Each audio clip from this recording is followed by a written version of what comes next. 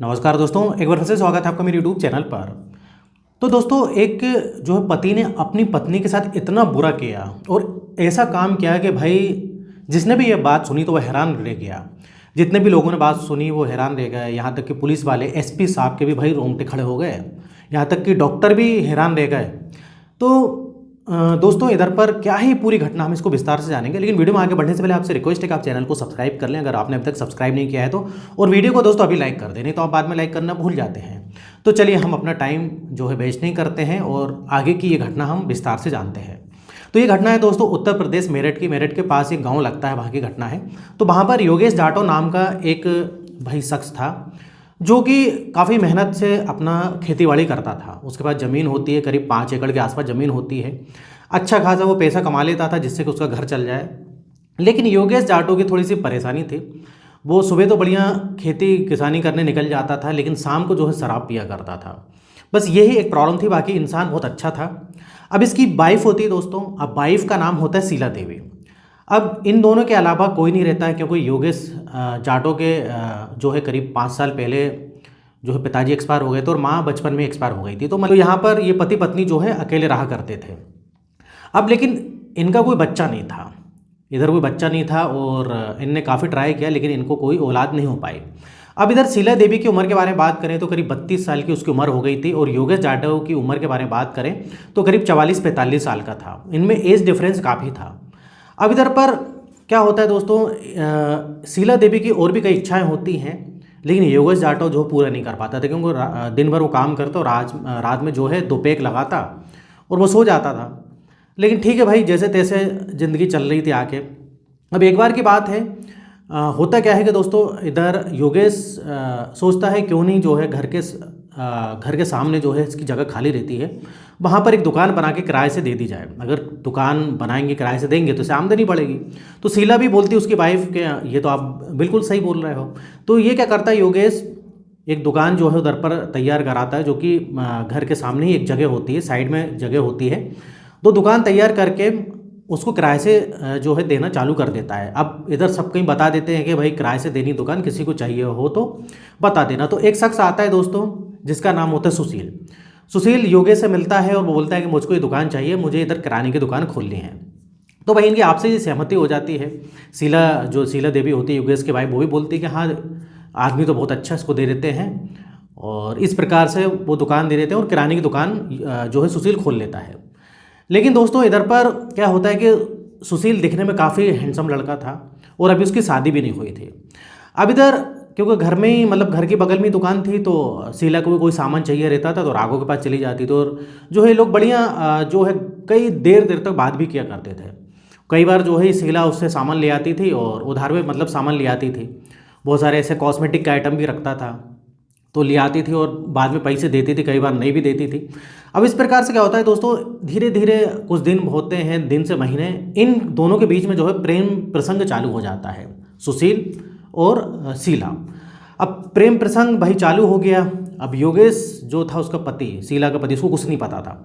अब ऐसे चलते जाता है और फिर भाई क्या होता है कि इन लोग जो है, क्योंकि योगेश तो दिन में जो है खेती किसानी करने चला जाया करता था अपने खेत में, तो इन लोग फिर दिन में आपसी सहमति से संबंध बनाने लगे, सुशील कुमार और शीला। और इधर पर दोस्तों शीला की वैसे भी उम्र कम थी, जैसे कि मैंने पहले ही बताया। योगेश जाटव ज़्यादा ध्यान अपनी वाइफ पे देता नहीं था और योगेश की जो है उम्र भी हो गई थी। वो तो भाई काम धंधा करता, शाम को 2 पैक लगा के सो जाता। अब भाई ऐसा चलता रहता है, लेकिन दोस्तों पता है आपको कि ऐसी चीज़ें ज़्यादा दिन तक छुप नहीं पाती। अब एक बार की बात होती है, योगेश का दोस्त आता है खेत में, जिसका नाम होता है राघव।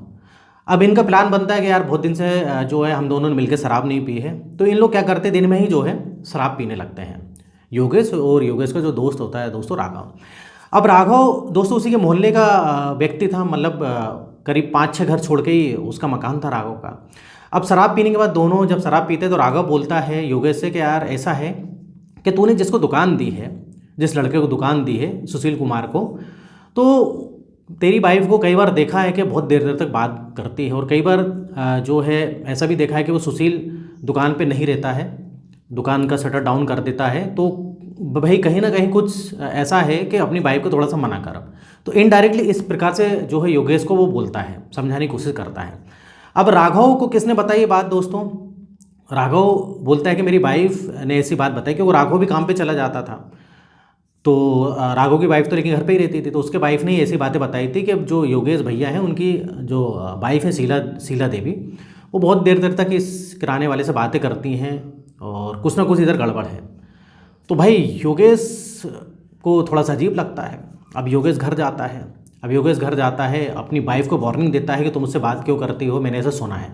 तो इधर जो शीला बोलती नहीं, मैं तो ऐसे सामान लेने जाती हूँ ऐसा वैसा। लेकिन इधर जो है योगेश क्या करता है, देरी नहीं करता है, उस सुशील कुमार को क्या करता है कि दुकान बोलता है कि अगले महीने तुम खाली कर देना। भाई दुकान खाली करवा देता है। तो अब इधर क्या होता है कि दोस्तों योगेश अभी वो दुकान किसी को नहीं देता है, क्योंकि उसने जब से सुना कि भाई ये जो सुशील कुमार जो किराने दुकान वाला था और उसकी वाइफ का कुछ अफेयर है, चक्कर है, हालांकि अभी उसके हाथ में सबूत नहीं लगा था योगेश के हाथों में, तो वो दुकान ही बंद कर देता है।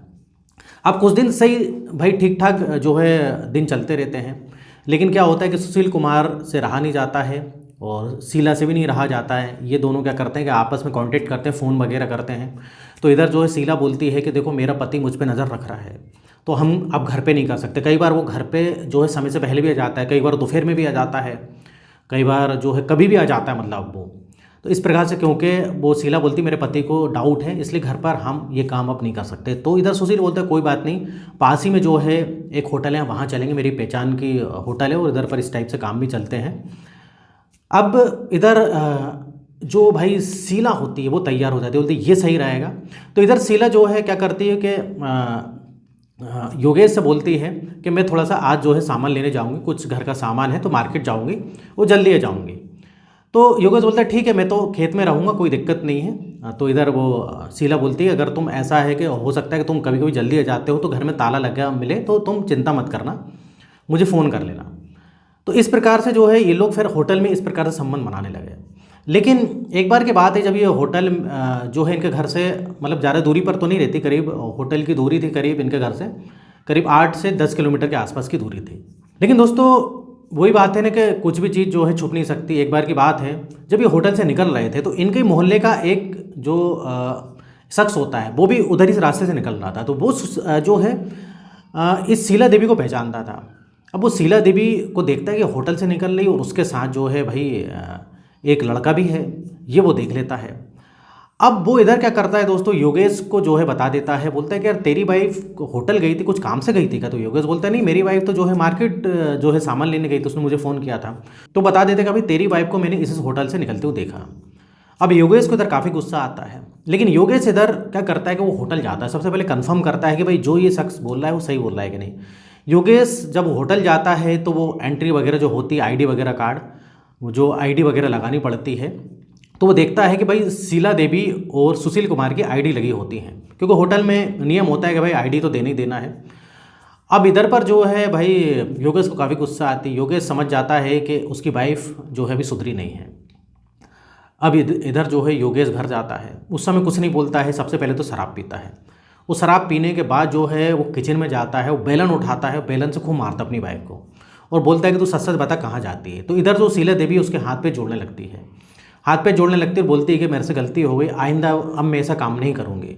तो योगेश जो होता है, योगेश जाटव जो होता है, वो बोलता है कि तुझे को मैंने पहले भी मना करा था, वार्निंग दी थी, मना करा था, लेकिन तू उस किराने वाले सुशील कुमार के साथ तेरे अभी भी जो है संबंध है और तू अब घर पे तो ठीक, अब तू होटल जाने लगी है, होटल सब और सबको पता लग गया, पूरे मोहल्ले में मैं बदनाम हो गया हूँ, तू जो काम कर रही है ना वो सबको पता लग गया है। इस प्रकार से बोलता है, लेकिन वो माफ़ नहीं करता अपनी बीवी को, वो बेलन से काफ़ी मारता है, उसे सर में मारता है। और ये भी सुनने में आता है कि भाई संवेदनशील जो हिस्सा है उसमें भी जो है बेलन वो डाल देता है। अब इस प्रकार से जो है जब सर में मारता है तो खून निकल जाता है और संवेदनशील हिस्से में भी वो डाल देता है, तो इस प्रकार से उसकी मौत हो जाती है। मौत होने के बाद घर में जो है काफ़ी चीख पुकार होती है, तो आस पड़ोस वाले क्या करते हैं दोस्तों, पुलिस को बुला लेते हैं। पुलिस को बुलाते हैं, पुलिस गिरफ्तार करती है, तो पुलिस को सारी सच्चाई बता देता है कि मैंने ही मारा है। और जब पोस्टमार्टम वगैरह जो है शीला का होता है कि कोई मर्डर था, तो पता लगता है कि भाई उसके सर में चोट लगी है, काफ़ी गंभीर चोट से उसकी मौत हुई है। साथ ही साथ उसका जो संवेदनशील हिस्सा है उसमें भी जो है इसने ये बेलन का यूज़ किया है। तो इस प्रकार से भाई पुलिस भी चौंक जाती है। तो लेकिन अब क्या था भाई, गुनाह तो किया था, योगेश को फिलहाल जो है पुलिस पकड़ लेती है और पूरे सबूत भी रहती है। और साथ में योगेश खुद जो है अपना जुर्म कबूल करता है कि मैंने अपनी जो है वाइफ को मारा और मुझे कोई इधर पर खेद नहीं इस बात का। तो इस प्रकार से दोस्तों आज की डेट में होता है। और अब आप बताइए कि योगेश ने अपनी वाइफ के साथ सही किया कि नहीं। शायद वो ऐसा भी कर सकता था कि भाई उसको छोड़ देता, तलाक दे देता, लेकिन मारना ज़रूरी था क्या। अब कई लोग बोलते हैं कि अच्छा मारा क्योंकि उसकी वाइफ का जो है इस प्रकार से धोखा देना गलत था। कुछ लोग बोलते हैं कि भाई धोखा दे रही थी तो उसको तलाक दे देना था। सबके अपनी अपनी दोस्तों सोच है। तो ये था दोस्तों आज का वीडियो। और इधर जो है वीडियो बनाने का मकसद दोस्तों मेरा जो है सतर्क करना था, ना कि किसी का दिल दुखाना। इस प्रकार सतर्क करना है कि भाई कभी भी आप धोखा दोगे तो धोखा देने का जो अंजाम है वो बहुत बुरा हो सकता है। अब ऐसा नहीं कि आपने किसी को धोखा दिया वो छोड़ देगा, ऐसा करेगा, लेकिन भाई इसका अंजाम मौत से भी भुगतना पड़ सकता है। ये कल किसने देखा है। तो इधर आप सतर्क हो जाइए।